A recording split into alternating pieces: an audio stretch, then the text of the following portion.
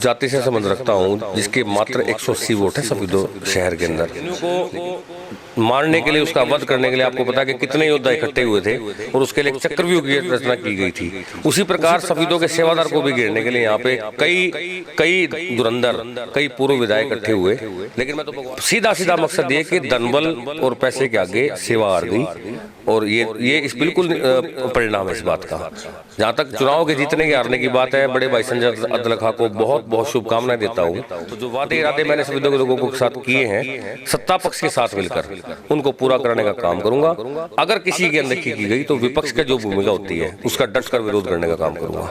और आने वाले समय के अंदर कोई मेरी उम्र तो बीत नहीं गई, भविष्य के अंदर फिर लड़ेंगे, फिर मिलकर नया सफीदो गढ़ेंगे। तो विधानसभा चुनाव भी है, लोकसभा चुनाव भी है, तो मुझे लगता है कि एक संगठन जो सफीदो में नया तैयार हुआ, जिसे टीम गौरव भी कह सकते हैं आप या गौरव सेवादार भी कह सकते हैं, उस टीम को साथ रखकर भविष्य की रणनीति, सफीदो की राजनीति में क्या करनी है उसको आगे चलाने का काम करेंगे। इतना बड़ा एहसान मेरे ऊपर सफीदो की जनता ने किया है कि एक छोटे से व्यक्ति को दूसरे नंबर पर पहुंचाया, क्योंकि चुनाव के अंदर तो चौथे पांचवें नंबर के चर्चे भी होने लगे थे।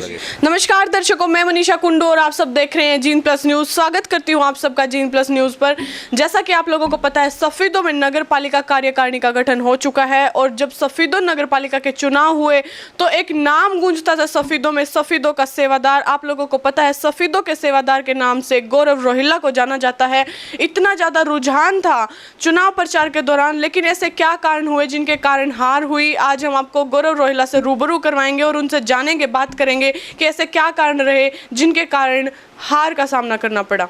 नमस्कार सर। नमस्कार जी। जीन प्लस न्यूज देख रहे सभी दर्शकों को मेरी तरफ से बहुत नमस्कार।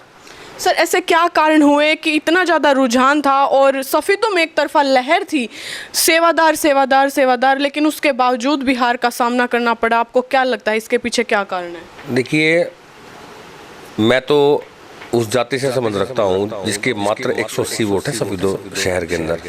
लेकिन सफीदो की जनता का बहुत बड़ा एहसान है मेरे ऊपर कि इस छोटे से गरीब परिवार में पैदा हुए इस व्यक्ति को 180 से 4503 वोटों तक पहुँचाया। तो लहर तो थी और 180 व्यक्ति के वोट के आदमी को 4503 तक पहुँचाने में तो लहर तो है।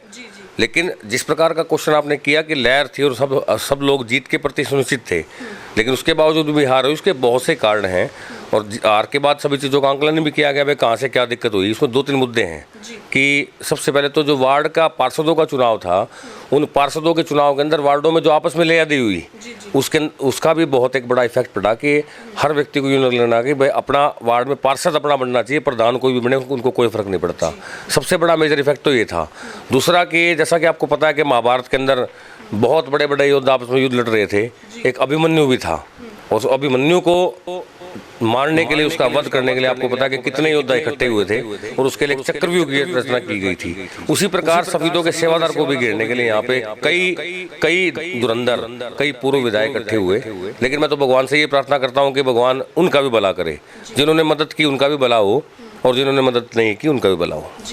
लेकिन आज भी प्रधान पद जो है प्रधान नियुक्त हो चुके, उसके बाद भी उनकी जीत से ज़्यादा आपकी हार के चर्चे हैं, सबकी जुबान पर आपका नाम है। क्या लगता है आप? देखिए, पिछले 2.5 साल से घर घर जाकर लोगों की समस्या सुनने का काम किया था। हर उस समस्या का पता है कि कौन से वार्ड में किस चीज़ की आवश्यकता है और तुरंत प्रभाव से किस चीज़ को ठीक करना था। तो विजन तो क्लियर था, लेकिन अंतिम 2-3 दिनों के अंदर ऐसा वातावरण में बदलाव आया कि मुझे खुद ही समझ में नहीं आया। आज भी सफीदो की जनता को यकीन नहीं हो रहा कि ऐसा कैसे हो गया। लेकिन मुझे लगता है कि जात पात का जहर घोला गया, अन्य प्रकार के षड्यंत्र रचे गए। सीधा मकसद ये कि धनबल और पैसे के आगे सेवा हार गई और ये इस बिल्कुल परिणाम है इस बात का। जहाँ तक चुनाव के जीतने के हारने की बात है, बड़े भाई संजय अदलखा को बहुत शुभकामनाएं देता हूँ, क्योंकि चुनाव से पहले तक भी उनकी बहुत अच्छी मित्रता थी, आज भी मेरे बहुत अच्छे मित्र हैं। तो उनसे यही आशा करता हूँ कि जो वादे जनता के साथ उन्होंने किए हैं उनको वो समय पर निभाने का काम करें। जैसा कि सफीदों की जनता ने मुझे जो दिया है निर्णय कि आप विपक्ष में बैठें, क्योंकि सेकंड वन में मैं रहा हूँ दूसरे स्थान पर, तो मेरा एक फ़र्ज बनता है कि एक मजबूत विपक्ष की भूमिका निभाऊं। तो मजबूत विपक्ष की भूमिका का मतलब है कि जब तक विपक्ष ठीक नहीं होगा तो काम ठीक हो ही नहीं सकते। तो हर बात के ऊपर नज़र रखेंगे, कोशिश करेंगे कि जो वादे, जो इरादे मैंने लोगों के बीच में पूरे करने को कहा गया है, ये जरूरी नहीं कि सत्ता पक्ष के लोग पूरा कर पाए, वो विपक्ष के लोग के साथ मिलकर भी सत्ता पक्ष काम कर सकता है। तो जो वादे इरादे मैंने संविदा के लोगों के साथ किए हैं सत्ता पक्ष के साथ मिलकर उनको पूरा करने का काम करूंगा। अगर किसी की अनदेखी की गई तो विपक्ष की जो भूमिका होती है उसका डट कर विरोध करने का काम करूंगा। चुनाव के 2-3 दिन पहले आपके ऊपर कुछ आरोप लगे, वीडियो वायरल हुई, उनके स्पष्टीकरण में आप कुछ कहना चाहेंगे? देखिए, चुनावी रणनीति का हिस्सा होता है ये, और मुझे लगता है कि उन वीडियो से कोई लंबा चौड़ा कोई फर्क पड़ने वाला नहीं। हर व्यक्ति, हर वो युवा, हर माता बहन, हर बुजुर्ग मुझे जब पिछले 2.5 साल से देख चुका है कि गौरव किस व्यक्तित्व का आदमी है, तो मुझे लगता है कि झूठे प्रचार करने से, झूठा कुछ कहने से कुछ फर्क पड़ने वाला नहीं था। और उनसे मुझे अभी भी लगता है कि उन वीडियो से, झूठे प्रचार से, या मेरी गिरफ्तारी हो गई है, मैंने किसी को समर्थन दे दिया है, इस टाइप की बातों से चुनाव में कोई फर्क नहीं पड़ा। सीधा फर्क कि एक अभिमन्यु को मारने के लिए जैसे योद्धा कई इकट्ठा हुए, ऐसे सफेदों की राजनीति के जो कई योद्धा हैं वो इस अभिमन्यु को मारने इस चुनाव में हराने में कामयाब तो हुए। लेकिन ये गौरव सफेदों का सेवादार, सफेदों के दिलों पे, हर व्यक्ति के दिलों पे राज करता है। जैसा कि आपने पहला क्वेश्चन किया था कि उसकी जीत से ज़्यादा चर्चे गौरव की हार के हैं, तो जब हार के चर्चे हैं तो इसका मतलब ये कि गौरव सफेदों की दिलों की जनता, सफेदों की जनता के दिलों में निवास करता है। और आने वाले समय के अंदर, कोई मेरी उम्र तो बीत नहीं गई, भविष्य के अंदर फिर लड़ेंगे, फिर मिलकर नया सफेदों गढ़ेंगे। तो क्या मान सकते हैं कि जो राजनीतिक कदम है वो लगातार आगे बढ़ते रहेंगे? आगे हर महीने अब मैंने जो प्लान किया है कि जो लोग साथी मेरे संगठन के साथ जुड़े हैं, क्योंकि 4503 वोट को थोड़ी वोट नहीं होती, हर महीने उनकी मंथली मीटिंग किया करेंगे, उनके दुख सुख में शामिल रहा करूंगा। और जो काम मेरे से बन पाएगा सफेदों की जनता के लिए, चाहे मुझे वोट दिया है चाहे ना दिया है, मैं उनके लिए 24 घंटे एक सेवादार के रूप में काम करने का काम करूंगा। तो क्या कह सकते हैं गौरव रोहिला हमेशा निर्दलीय कार्य करेगा या किसी पार्टी के साथ आप ज्वाइन हो सकते हैं भविष्य में? ही कार्यकर्ती मीटिंग बुलाकर जो साथी हैं मेरे, जिन्होंने चुनाव के अंदर मेहनत की, घर घर घूमे, पसीना बहाया, उनके साथ मिलकर भविष्य की रणनीति तय करेंगे।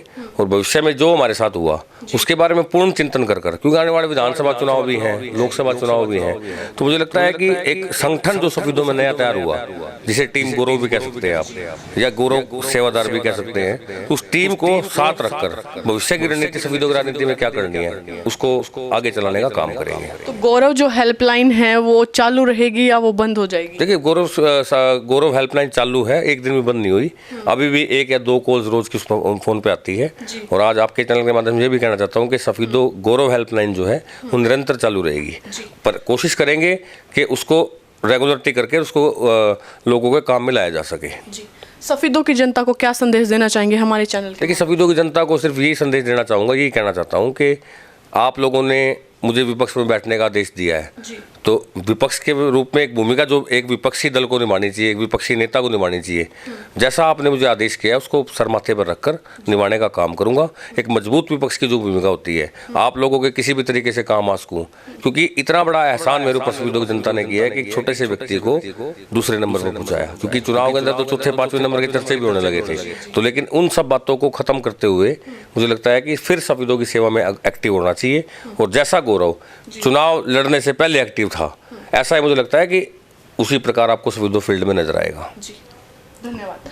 तो अभी हमारे साथ लाइव जुड़े हुए थे सफेदों के सेवादार गौरव रोहिला, प्रधान पद के उम्मीदवार रहे, नगर पालिका के प्रधान का चुनाव लड़ा, लेकिन किन्हीं कारणों से हार हुई। उन कारणों पर अभी चर्चा की गई, बात की गई, और गौरव रोहिला के कदम अभी पीछे हटे हैं। उनका कहना है कि विपक्ष सत्ता में बैठकर डटकर विरोध करेंगे, जो भी सफेदों के विकास कार्य हैं उनको करवा कर ही हटेंगे। और सफेदों की जनता ने जो इतना समर्थन दिया, सबका धन्यवाद किया। इसी के साथ जुड़े रहे जीन+ न्यूज़ के साथ, जल्द ही मिलते एक नई अपडेट के साथ। धन्यवाद, जय हिंद, जय भारत। वीडियो को ज़्यादा से ज़्यादा शेयर करें, लाइक करें।